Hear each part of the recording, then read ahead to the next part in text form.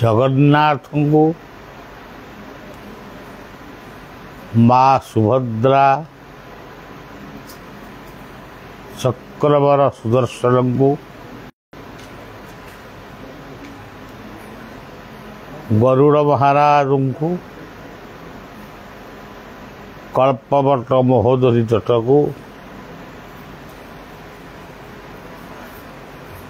आमे विनम्र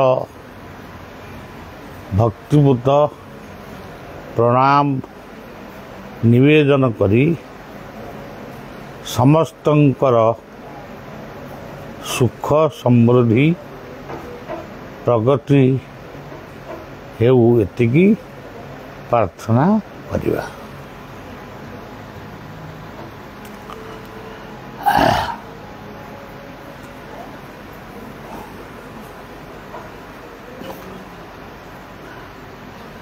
श्री लीलाचल धाम पुरुषोत्तम क्षेत्र रे आज होची तृतीय संध्या। यही तृतीय संध्या रे प्रार्थना सहित आज होची चतुर्थ संध्या। यही चतुर्थ संध्या रे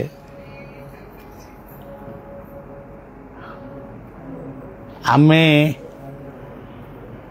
हमर प्रार्थना सहित किछि मनर कथा जगन्नाथ को कहबू। जी सबू जानती तांको पुणी आमे कहवा कौन आमर गोटे बदभ्यास बहु मूल रही आमे सबू जानिले भी हमको गुड़िए प्रार्थना करने को हब पूजा करने को पड़ो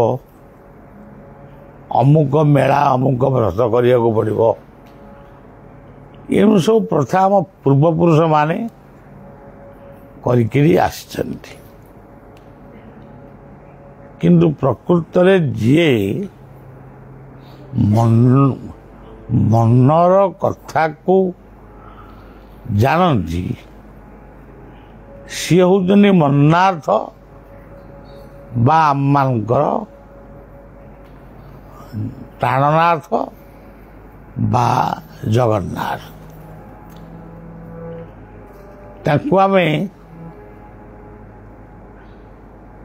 क्यों भाषा रे क्यों मंत्र रे कहवा तापे भाषा भी नहीं तापे कौन सी मंत्र भी नहीं।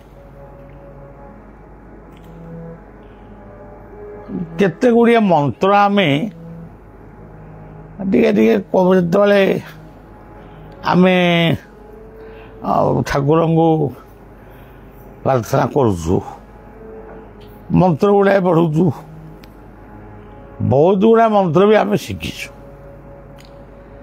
किंतु से मंत्रर माने अनेक बुझी ना आमे भी जदिव किसी जानीचु से अर्थ आम मन को भी जाए। ये की मंत्र ये मंत्र को मनुष्य गढ़ी भावरे गढ़ी किछि पाइबार आशा रखी से ताको लिखी मन रखी तो कौन आम पाइबा कौन आमर एते दरकार आमे जन्म हेलु आमे जन्म हबु बोली तो भगवान को कहिनु आमे जन्म हबा परे पेटेलु आंठेलु कौन कौन कलु चलिलु कथा कहलु कौन आम प्रति मुहूर्त ठाकुर को कहीचु ठाकुर आमको पेटा आमको आंठा आमको चलवा कहीचु कि तो कहलु आम कौन कहीचु भात खाइले आम देह खराब हम तरकारी खाइले देह खराब हम आम टे क्षीर पीबू ये कथा कौन ठाकुर को आम कहीचु सेते तो कही नथिल एते बेले कौन कहब आमे पाठ पढ़ू प्रथम प्रथम आम पाठ भी हो नाला पाठ पढ़ा भी आम आग्रह प्रकाश करूँ सेते बेले कौन आम ठाकुर को कही आम गोटे पाठ पढ़ा टे सुजोग दिंतु तेणु ये सब हूँ शून्य मंडल कथा या कह जाए शून्य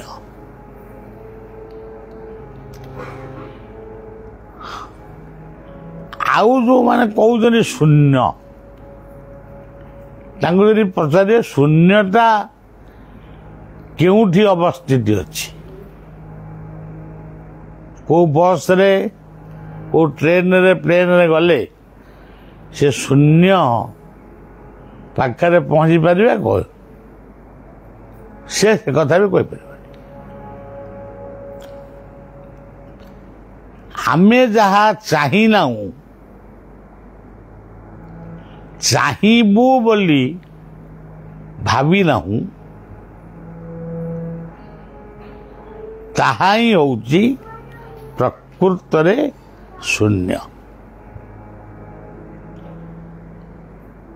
पुणी एमिति गोटे समय आजीव आमे खोजुथिबा सेई शून्य को पासरी दबा तापरे आमे जीवा महाशून्य को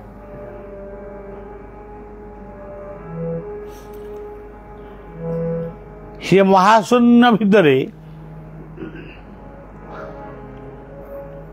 कौन अच्छी कौन नहीं से कथा आम कहीपरानी कि ये शून्यटी सत्य महाशून्यटी सत्य शून्य महाशून्य एठी 4 दिन है गोटे आम आईचु बहुचु कहचु गोटे चलती गोटे नीला आम पलैबू ये कौन आई नीला ना से कथा कौन चलो आउटा कौन चलो ना जी प्रकृत से शून्य को बुझी से प्रकृत रे जगन्नाथ को से बुझी से जगन्नाथ आखिटी शून्य भली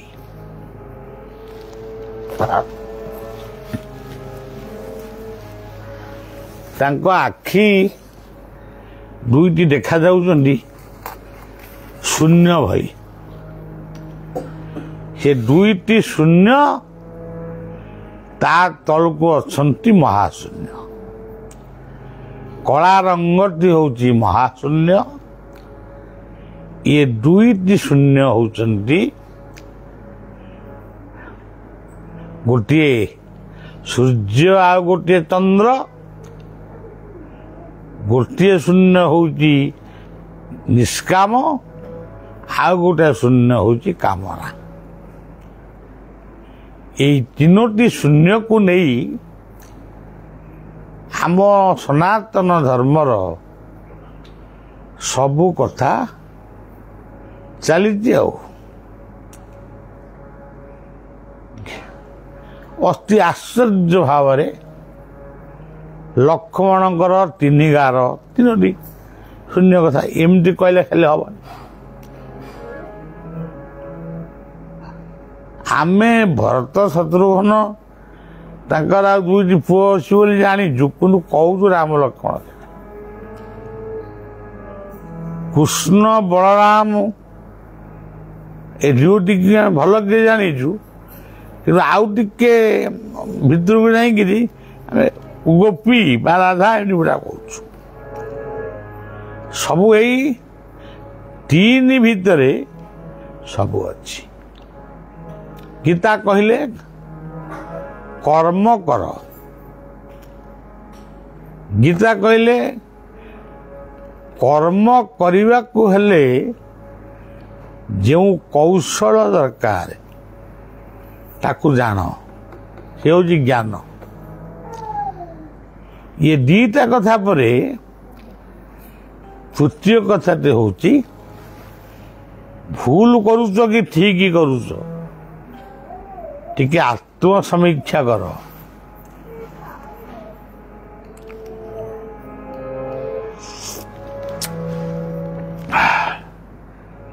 ତେଣୁ ଆତ୍ମସମୀକ୍ଷା ଯେଉଁମାନେ ଜୀବନରେ କରିଛନ୍ତି ସେମାନେ ବହୁତ ଶାନ୍ତିରେ ଅଛନ୍ତି। ଏଇ ଯେଉଁ ପୁରୀର ଯେଉଁ ଆଶ୍ରମଟି ଆପଣ ଦେଖୁଛନ୍ତି ହେଲା, ଏଇଟା ହେଉଛି ଆତ୍ମସମୀକ୍ଷା ଆଶ୍ରମ। ଆମେ ଆମ ଶେଷ ଜୀବନରେ ଏଠି ଆତ୍ମସମୀକ୍ଷା କରିବା।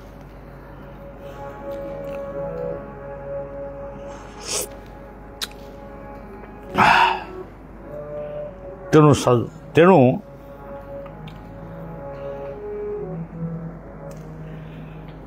ଜଗନ୍ନାଥଙ୍କ ଦର୍ଶନ ହେଉଛି ଆଉ ଗୋଟେ ବ୍ୟତିକ୍ରମ ଦର୍ଶନ। ସିଏ କିନ୍ତୁ ତିନି ନୁହନ୍ତି, ସିଏ ହଉଛନ୍ତି ଚାରି। ଚାରି କହିଲେ ସିଏ କ'ଣ? 1 2 3 4 ଇଏ ଗୋଟେ ଅର୍ଥ, କିନ୍ତୁ ପ୍ରକୃତ ସିଏ ହଉଛନ୍ତି ଚାରୁ ଧାରା।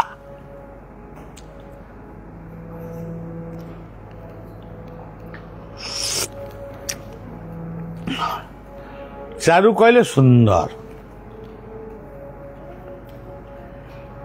ଚାରୋଟି ସୁନ୍ଦର ଧାରା ହଉଛନ୍ତି ପ୍ରଭୁ ଜଗନ୍ନାଥଙ୍କର ଯେଉଁ ଦର୍ଶନ, ଚାରୁ ଧାରା। ଯେଉଁ ଚାରୁ ବିନା, ଚାରୁ କହିଲେ ଆମେ ଯେଉଁ ବ୍ରହ୍ମପୁରରେ ଯେଉଁ ଚାରୁ ଖାଆନ୍ତି ସେ ଚାରୁ ନୁହଁ, ଯେଉଁ ଚାରୁ ବିନା ସଂସାର ରହିପାରିବ ନାହିଁ, ସେ ହେଉଛି ଧର୍ମ, ଅର୍ଥ, କାମନା ଆଉ ମୋକ୍ଷ।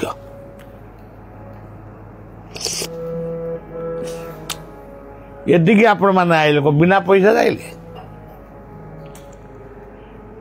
ତେଣୁ ଧର୍ମ, ଅର୍ଥ, କାମ, ମୋକ୍ଷ ଇଏ ହେଉଛି ଚାରୁଧାରା। ଖାଲି ଏତିକି ବି ନୁହଁ, ଆଉ ଗୋଟିଏ ଚାରୁଧାରା ହେଉଛି ସତ୍ୟ, ସନ୍ତୋଷ, ଜୀବ ପ୍ରତି ଦୟା ଏବଂ ଅହିଂସା। ଇଏ ହେଉଛି ଚାରିଟା ଧାରା।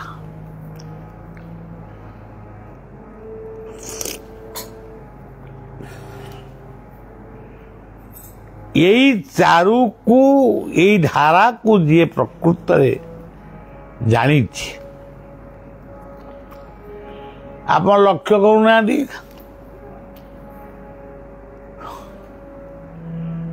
ଦୁଇଟି ଆଖି, ସେ ଧାରା ନା କ'ଣ? ସୂର୍ଯ୍ୟ ଯାହା ଦିଅନ୍ତି ଚନ୍ଦ୍ର ଦିଅନ୍ତିନି, ଚନ୍ଦ୍ର ଯାହା ଦିଅନ୍ତି ସୂର୍ଯ୍ୟ ଦିଅନ୍ତିନି। ଦୁଇଟା ଧାରା ହେଲା। ତା ତଳକୁ ଅଛି କଳା ରୂପଟି, ସେ ଗୋଟେ ଧାରା। ଏବଂ ଜଗନ୍ନାଥଙ୍କ ପାଖରେ ଅଛନ୍ତି ସୁଦର୍ଶନ, ଇଏ ଆଉ ଗୋଟେ ଧାରା। ସୁଦର୍ଶନ କିଏ? ସୁଦର୍ଶନ କହିଲେ ଆମ ଘର ଠାରୁ ମଠ ପର୍ଯ୍ୟନ୍ତ ଯିଏ ସବୁ ଆମର ହିତାକାଂକ୍ଷୀ ରହିଛନ୍ତି ସେଇମାନେ ହେଉଛନ୍ତି ସୁଦର୍ଶନ।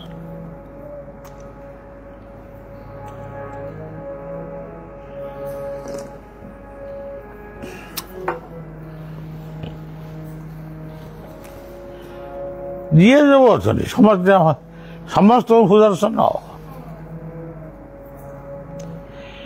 ପୁଣି ଆଶ୍ଚର୍ଯ୍ୟ, ଅର୍ଜୁନ ଯୋଉ ବିଶ୍ୱରୂପ ଦେଖିଥିଲେ ସିଏ ଆଶ୍ଚର୍ଯ୍ୟ ନୁହଁ, ତାକୁ ବି ମୁଁ ଦେଖିପାରିବି। ସେ ଅର୍ଜୁନ ପ୍ରଥମ କରି ଦେଖିଲେ ବୋଲି ତାଙ୍କୁ ଆଶ୍ଚର୍ଯ୍ୟ ଲାଗିଲା।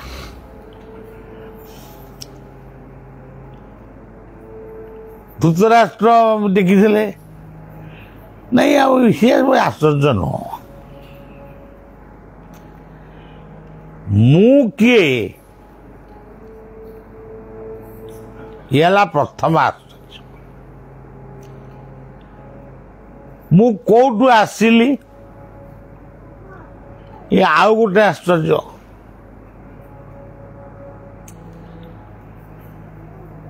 ମୁଁ ଯେତେବେଳେ ଆସିଲି କୋଉ ରୂପରେ ଆସିଲି ଇଏ ଆଉ ଗୋଟେ ଆଶ୍ଚର୍ଯ୍ୟ।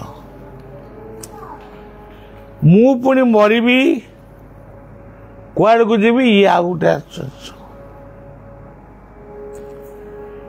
ଜୀବନଟା ହଉଛି ଯେମିତି ଗୀତା କହୁଛନ୍ତି ଚାତୁର୍ବର୍ଣ୍ଣ୍ୟଂ ମୟା ସୃଷ୍ଟ୍ୱା ଗୁଣ କର୍ମ ବିଭାଗ।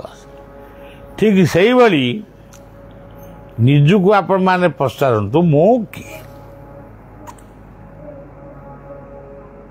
ମୁଁ କୋଉଠୁ ଆସିଲି? ଏଇ ଯୋଉ 4ଟି କଥା ମୁଁ କହିଲି, ମୁଁ କେମିତି ଗୋଟେ ରୂପ ନେଲି, ପୁଣି ମଲା ପରେ କୁଆଡ଼କୁ ଯିବି? ଏଇ କଥାଟାକୁ ଯଦି ବୁଝିବା ଆମ ମୁଣ୍ଡ ଖରାପ ହେଇଯିବ। ଆମେ ଇଲେକ୍ଟ୍ରିକ୍ ସକ୍ ନେବା।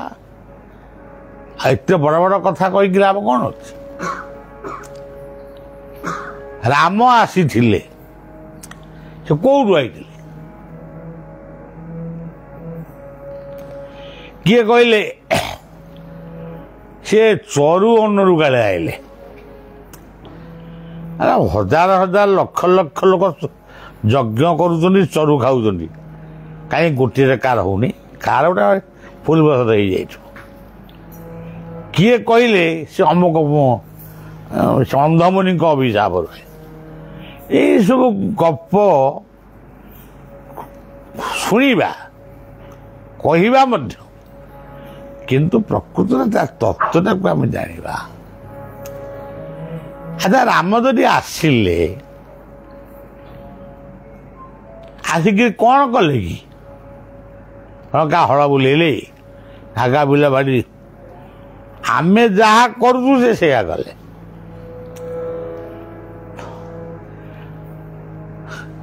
ଯଦି ଆମେ ଏଇଠି ବହିଛୁ, ଗୋଟେ ଲୋକ ଗୋଟେ ଠେଙ୍ଗା ଧରିକି ଆମ ଆଡ଼କୁ ମାରି ଆସିବ, ଆମେ ଏଠି ଯେତେ ଲୋକ ଆମେ କ'ଣ ଆଉ ଠେଙ୍ଗା ଧରିବୁନି? ଯେତେ ଆମେ ମାଡ଼ ଖାଉଛୁ, ସିଏ ମାଡ଼ ଖାଇବ। ରାମ ଅଧିକାଟା କ'ଣ କରିଛନ୍ତି ନା ଦାନବ ମାନଙ୍କୁ ଦମନ କରେ। ତମେ ମାନେ କ'ଣ କି? ଆମେ ସମସ୍ତେ ଦାନବ।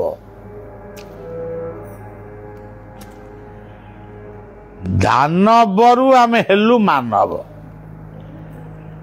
ଦାନ ଦବାରୁ ସମୟକୁ ଦାନ କଲୁ, ଧନ ଦାନ କଲୁ, ଶ୍ରମ ଦାନ କଲୁ, ଏମିତି ବହୁ ପ୍ରକାର ଦାନ କରିବା ପରେ ଆମେ ହେଲୁ ମାନବ। ମାନବ ହେଇସାରିଲା ପରେ ତାପରେ ଅପେକ୍ଷା ଅଛି, ଏଇଟା ଯଦି କଣ୍ଟିନ୍ୟୁଅସଲି ହେଇଗଲା ତାପରେ ହବୁ ଆମେ ଦେବତା।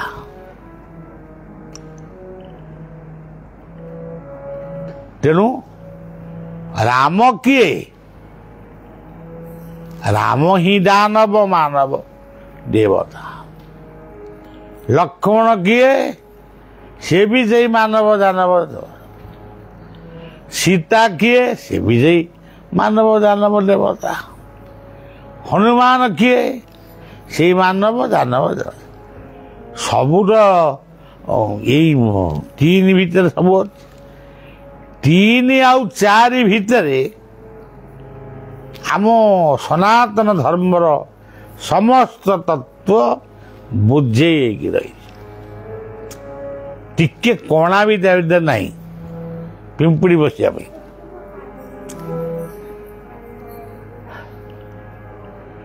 ସବୁ ତ ତୁମରି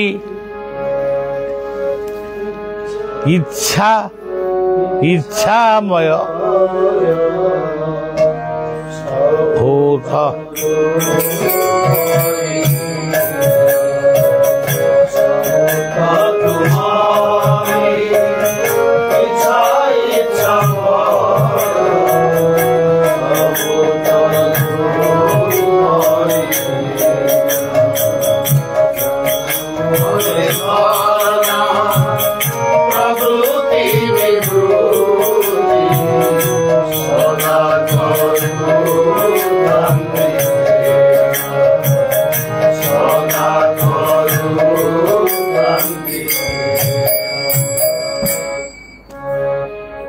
ଭାଗବତରେ ବି ଏ କଥାକୁ ଟିକେ କେମିତି କହିଲେ ବୁଝେଇକିରି। ପ୍ରଥମେ ଏକ ଧର୍ମ ଥିଲା,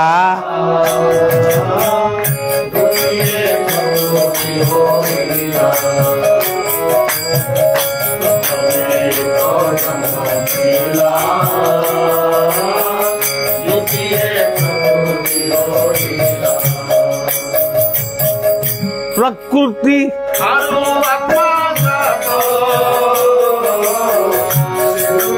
ମାୟାରେ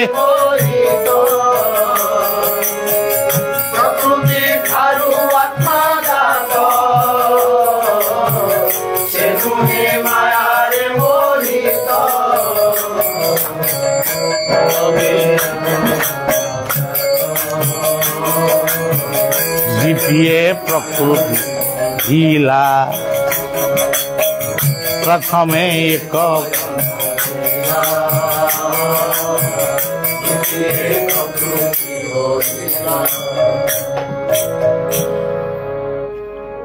ଏ ଚାରି କଥାକୁ ନେଇକିରି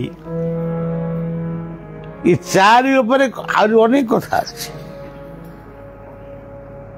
ଜନ୍ମ ନେଲେ ବ୍ରାହ୍ମଣ। ବ୍ରାହ୍ମଣକୁ କିଏ ଜନ୍ମ କରିଥିଲା? ଏଇ ମାତୃଗର୍ଭରୁ ବ୍ରାହ୍ମଣ ଆସିଛି, ଏଇ ମାତୃଗର୍ଭରୁ କ୍ଷତ୍ରିୟ, ଏଇ ମାତୃଗର୍ଭରୁ ବୈଶ୍ୟ ଶୂଦ୍ର ସମସ୍ତେ ଏଇଠୁ ଆଇଛନ୍ତି।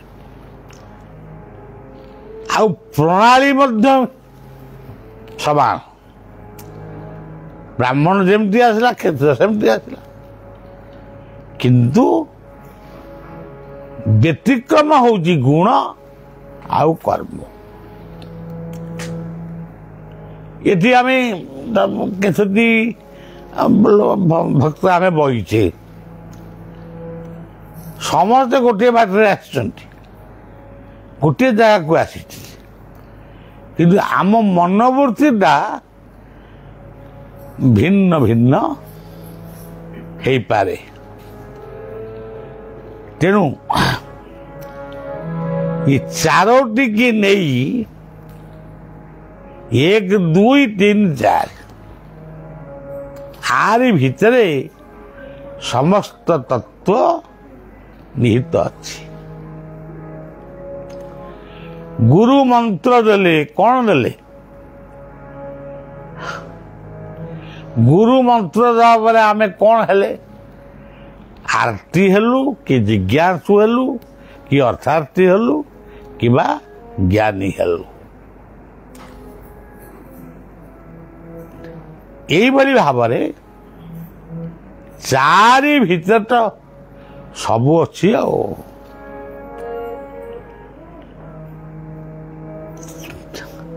तेणु राम कृष्ण भगवान लीला को आमे सब शुणुचे सब कथा करुचे आमे 3टी कथा पर्यंत जाऊचे चतुर्थ कथाटी आरंभ न होनु आमे दुनिया रु चली जाऊचे सेटा होची अनुभव आत्म समीक्षा। किए कौची मत पुओटे दरकार किए कौची मोर झीटे दरकार पुणी पुओ झील हिसाब से किए कौच नातीटा दरकार किए कौची गोटे कोठा दरकार किए कौची मोर चाकरी दरकार यही आम सब मातिलु जी निजको समीक्षा कर जानी जी निजको बुझी नहीं ये दुनिया रे कहा को बुझ से मरिया पर्यंत हे आलू बैगण सारू कदली अजा बेल भलिया मृत्यु पर्यंत से अमुक पुओ कुआड़े गला से समुक पुओ कुआड़े गला से आर पुआ कुआड़े गला शेष को जिते मन पकड़ा नारायण गला कुआड़े गोटे पु नारायण थिला ये नारायण शब्दटी पार्टी पशिला बेलू नारायण कथा तार मन पड़गला नारायण भी 4टा हाथ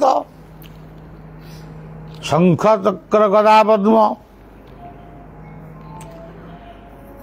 सतरे से शंख को बजाऊँ सब ना चक्र धरी बुलू ये सब कथा नहीं सब कपल कल्पित कथा। शंख बाजिला ये जगार गोटे आश्रम तैयारी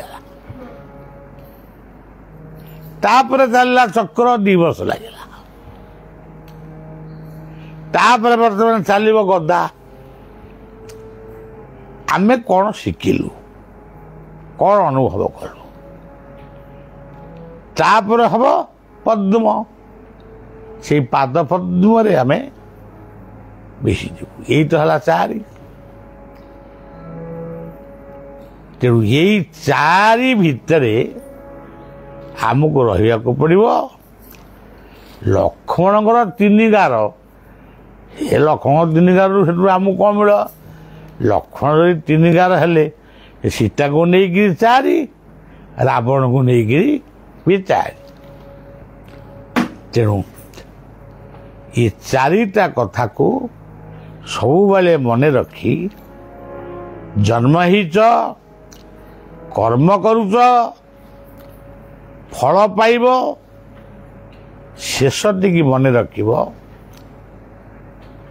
अणहेला कले भावे बुड़ब भेला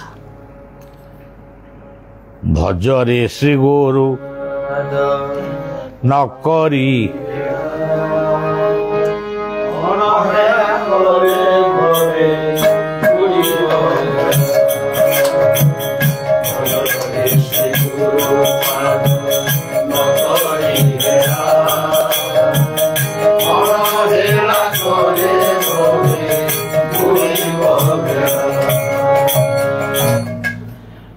बढ़िया बढ़िया कथा कहते प्रथम दिन रे सूत माता गर्भे हेला स्थित 10 मास 10 दिन गर्भे रही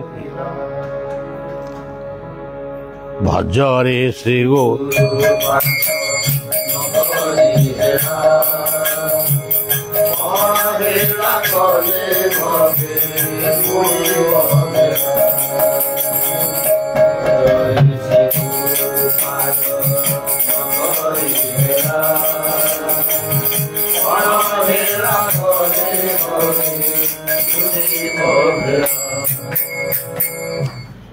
ओडिशार महापुरुष जशवंत दास कहले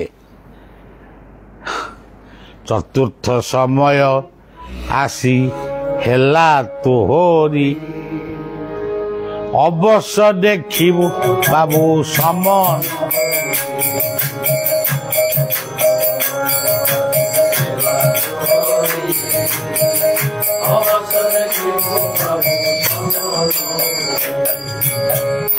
कहती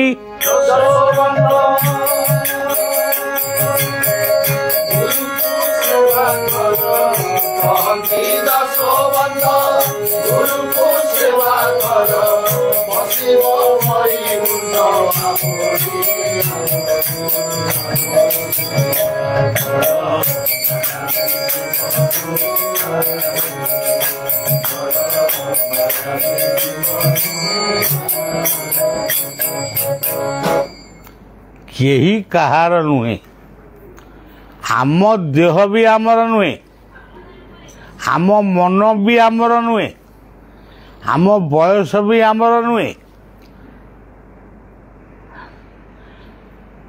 ये 8 वर्ष पचारि तुम बयस के ना 40 ये वर्ष पचारि तुम बयस के ना 41 तुम आम बयस भी आमर नुहे काली कौन खाई भात आज कौन खाइल रुटी तुम खाइबा पीवा शोइबा सब भूल तेणु केही तुमर नाहंती ये दुनिया रे समस्ते अंध ये को अंध मायांध कामांध आमे अंध हेचु जत किंतु यही अंध दुनिया रे यही अंध जीवन रे आमे जन को जदि पाइबू सेही हब आमर स्वर्ग सेही हब आमर पुरी अंध करी मो करी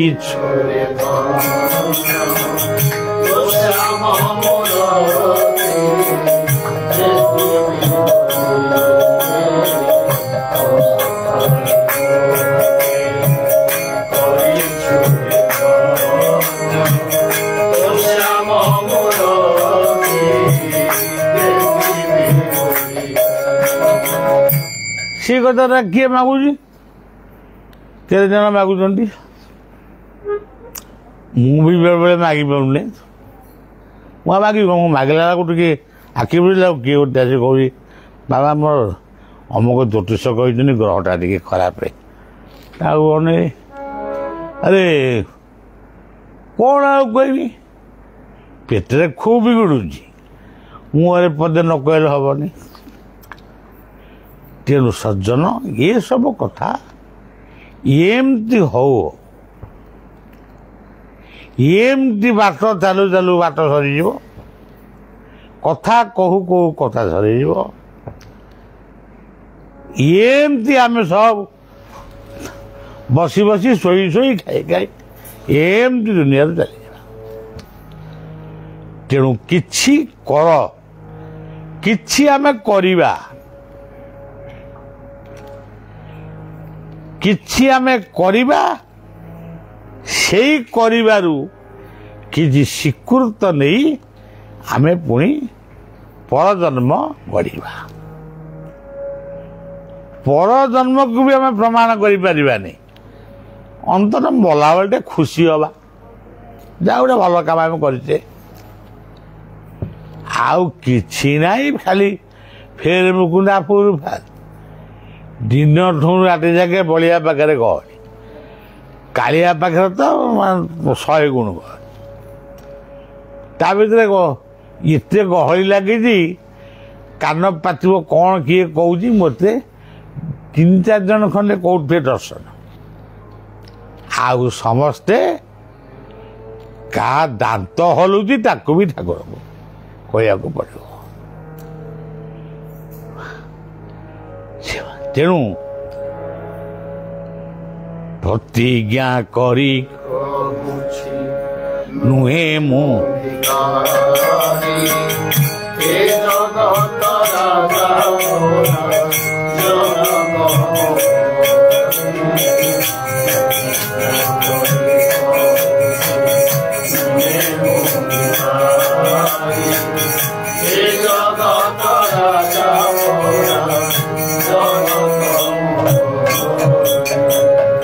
ସଜ୍ଜନ ମୁଁ କହିପାରୁନି ଯେଉଁ ତଣ୍ଟି ଗୁଡ଼ା ଖରାପ ହେଇଗଲାଣି ଆଉ କ'ଣ କହିବା ମାନେ ଜର୍ଜ ତେଣୁ ସମସ୍ତେ ଭଲରେ ରୁହ ଭଲ ମନ ନେଇ ଆସ। ଏଇଠି ଯେଉଁ ଆପଣମାନେ ଆସିଛନ୍ତି ଏଇଠି ଘର ନାହିଁ ଆଉ ଯଦି ଆମେ ଗୋଟେ ଚିନ୍ତା କରୁଛୁ ଆଉ ଉପରେ ଗୋଟେ ହେଇଗଲେ ଭକ୍ତମାନେ ସମସ୍ତେ ଆମେ ମିଶିକିରି ରହିବା। ଠାକୁର ଫାକୁର ପୂଜାପୂଜି ନାହିଁ ଠାକୁର ଆମର ଜଗନ୍ନାଥ ଠାକୁର ଆମର ସମୁଦ୍ର। ଆଶ୍ରମର ନାଁ ହେଇଛି ଯେ କ'ଣ ବା କ'ଣ ହେଇଛି ହଁ ଅନନ୍ତ ସାଗର। ତେଣୁ ଆମର ଠାକୁର ଆମର କିଏ ଆମର ଠାକୁର ସେଇ ଜଗନ୍ନାଥ ସେଇ ସମୁଦ୍ର। ଏ ଆତ୍ମ ସମୀକ୍ଷାର କ୍ଷେତ୍ର ଏଇ କ୍ଷେତ୍ରରେ ମୁଁ ଆଜି କହୁଥିଲି ଯଦି କେହି କହିବ ସେଥିପାଇଁ କ'ଣ କିଏ କରିବେ କି ମୁଁ ଯେଉଁଟା କହୁଛି ସେଥିପାଇଁ ହେବ। ମୁଁ ପୁଅ ବାହାଘର କରିବି 1,00,000 ଟଙ୍କା ଖର୍ଚ୍ଚ କରିବି ଏ 1,00,000 ଟଙ୍କାରେ ବାହାଘର ହଉନି 10 ଲକ୍ଷ ଯୋଉଟା ତମ ଜୀବନକୁ ଦବ ଯଦି ତମମାନେ କେହି ଚାହଁ ଜବରଦସ୍ତି ନାହିଁ ତାହେଲେ ଉପରେ ଗୋଟେ ଘର ଉପରେ କେଇଟା ବଖରା ହବ କି 500ଟା 500ଟି ଲୋକ ମିଶିକି ଗୋଟେ ବଖରା କରିଦେବେ ବର୍ଷରେ 2 ମାସ ତାଙ୍କୁ ଫ୍ରି ଦିଆଯିବ। ତମେ 2 ମାସ ଆସି ତମ ପିଲା ଛୁଆଙ୍କୁ ନେଇ ରହିକିରି କାଳିଆକୁ ଦେଖିକିରି ଯିବ। ତେବେ ତମର ଇଚ୍ଛା ହବ କରିବ ନକଲେ ନ କରିବ ଆଉ କଲେ ବି ମୋ ପାଖରୁ ଯାହା ପାଇବ ନ କଲେ ବି ସେହା ପାଇବ। କାରଣ ମୁଁ କେବେ ଏସବୁଥିରେ ନାହିଁ ମୁଁ କେବଳ ଅଛି ତମରି ମୁଁ ଏଠି ଅଛି ତମେ ଆଉ ଗୋଟେ ହୋଟେଲରେ କିଏ ଖାଉଛି ତେଣୁ ଗୋଟେ ଜାଗାରେ ରହିଲେ ଆହୁରି ଆନନ୍ଦ ଆମ ଭିତରେ ସୃଷ୍ଟି ହେବ। ଏଇ ଯେଉଁ ଆନନ୍ଦ ଆଜି ସନ୍ଧ୍ୟାରେ ଏଇ ଯେଉଁ 4 ଦିନ ହେଲା ଇଏ ସ୍ଥାନରେ ଯେଉଁ ଆନନ୍ଦଟି ଆମେ ବର୍ତ୍ତମାନ ପାଉଛେ ଏଇ ହେଉଛି ପ୍ରକୃତ ଦିବ୍ୟାନନ୍ଦ ଏଇ ହେଉଛି ବ୍ରହ୍ମାନନ୍ଦ। ସେଇ ଯେଉଁ ପ୍ରାର୍ଥନାଟି ଆମେ ପିଲାବେଳେ ଗାଉଥିଲୁ हे आनंद भुवन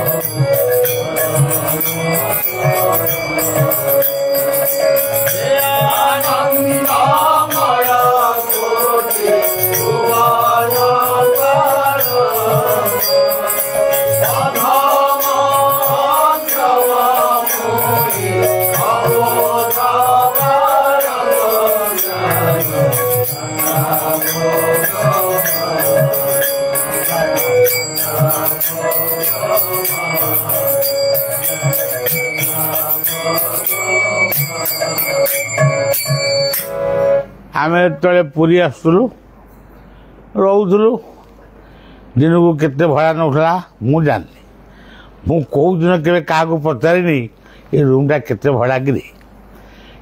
ତାଙ୍କ ଏଇସବୁ ଇଏ ଜାଣିଛନ୍ତି। କେତେ ଖର୍ଚ୍ଚ ହେଲା ତା ବି ମୁଁ କାହାକୁ ପଚାରେନି।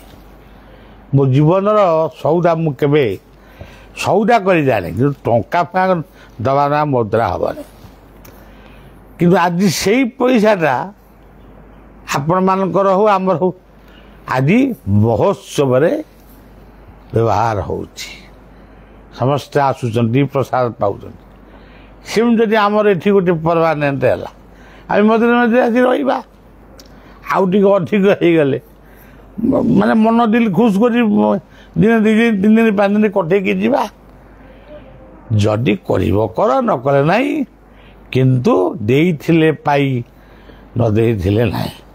ଆଉ ଆପଣ କହିବେ ଆମେ ଆଇଲୁ ବୋଲି ବାବା ଆମକୁ ପକେଇଲେ ଚକରେ। ମୁଁ ଆଦୌ ତୁମକୁ ତମ ପ୍ରତି ମୋର ଲୋଭ ଅଛି, କିନ୍ତୁ ତମ ପ୍ରତି ଆମର ଲୋଭ ଅଛି। ତମ ଅର୍ଥ ପ୍ରତି ନାହିଁ କି ତମ ପଦବୀ ପ୍ରତି ନାହିଁ। ଶେଷରେ ତମମାନଙ୍କର ଶୁଭ କାମନା କରି ବଳିଆ ଏଇଠି ବାଣୀକୁ ପ୍ରଭୁଙ୍କ ପାଦରେ ବିଶ୍ରାମ ଦେଉଛି।